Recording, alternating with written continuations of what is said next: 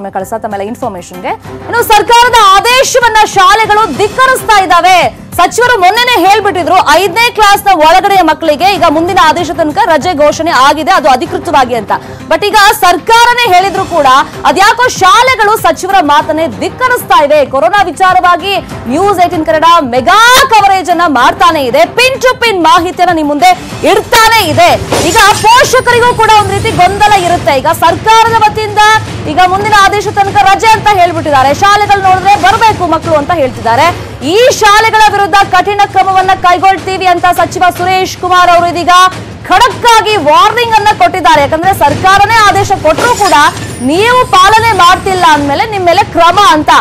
ಆದೇಶವನ್ನ ಪಾಲಿಸೋದು ಎಲ್ಲಾ ಶಾಲೆಗಳ ಕರ್ತವ್ಯ ಆಗಿರುತ್ತೆ. ಅದೆಷ್ಟೇ ಪ್ರಭಾವಶಾಲಿಗಳಾಗಿದ್ರೂ ಕೂಡ ನೀವು ಒಂದು ವೇಳೆ ಸರ್ಕಾರದ ಆದೇಶವನ್ನ ಪಾಲಿಸಿಲ್ಲ ಅಂತಂದ್ರೆ ನಿಮ್ಮ ಮೇಲೆ ಕ್ರಮ ಆಗುತ್ತೆ ಅಂತ ಖಾಸಗಿ ಶಾಲೆಗಳಿಗೆ ಇದೀಗ ಸಚಿವರು ಎಚ್ಚರಿಕೆಯನ್ನ ಕೊಟ್ಟಿದ್ದಾರೆ. ಪ್ರತಿಷ್ಠೆ ಅಂತ ಅಂದ್ಕೊಂಡಿದಾವಲ್ಲ ಒಂದಿಷ್ಟು ಶಾಲೆಗಳು, ಖಾಸಗಿ ಶಾಲೆಗಳು, ಅಂತವರಿಗೆ ಈ ಕಿವಿ ಮಾತನ್ನ ಹೇಳಿದ್ದಾರೆ, ಎಚ್ಚರಿಕೆಯನ್ನ ಕೊಟ್ಟಿದ್ದಾರೆ. ಮಕ್ಕಳ ಹಿತಕ್ಕಿಂತ ನಿಮ್ಮ ಪ್ರತಿಷ್ಠೆ ಮುಖ್ಯವಲ್ಲ ಅಂತ ಸಚಿವರು ಇದೀಗ ವಾರ್ನಿಂಗ್ ಅನ್ನ ಮಾಡಿರೋದು. ಈಗ ಮಕ್ಕಳ ಹಿತದೃಷ್ಟಿಯಿಂದ ಸರ್ಕಾರ ಒಂದು ನಿರ್ಧಾರಕ್ಕೆ ಬಂದಿತ್ತು. 10 ವರ್ಷದ ಒಳಗಡೆ ಮಕ್ಕಳಲ್ಲಿ ಇಮ್ಯುನಿಟಿ ಪವರ್ ಕಡಿಮೆ ಇರುತ್ತೆ, ಇಂತಹ ಮಹಾಮಾರಿ ವೈರಸ್ ಬೇಗ ಅಟ್ಯಾಕ್ ಆಗುವಂತ ಚಾನ್ಸಸ್ ಇರುತ್ತೆ.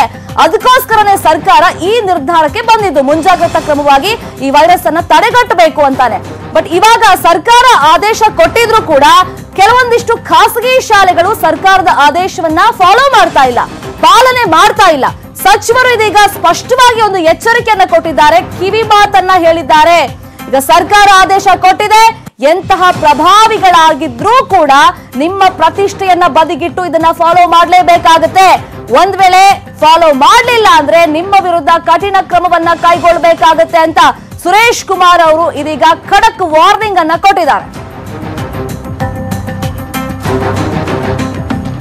ಈಗ ಎಲ್ಲ ಕಡೆ ಕೊರೋನಾ ಭೀತಿ ಎಷ್ಟು ಮಟ್ಟಿಗೆ ಆವರಿಸಿದೆ ಅನ್ನೋದು ಗೊತ್ತಿರೋ ವಿಚಾರ. ಈಗ ಮಕ್ಕಳನ್ನ ಶಾಲೆ ಕಳಿಸ್ಬೇಕಾ ಬೇಡವಾ ಅಂತ ಪೋಷಕರು ಕೂಡ ಆತಂಕದಲ್ಲಿದ್ದಾರೆ. ಯಾಕಂದ್ರೆ ದೊಡ್ಡವರೇ ಮನೆಯಿಂದ ಹೊರಗಡೆ ಹೋಗೋದಕ್ಕೆ ಹಿಂದೆ ಮುಂದೆ ಯೋಚನೆ ಮಾಡುವಂತ ವಿಚಾರ ಇದೆ.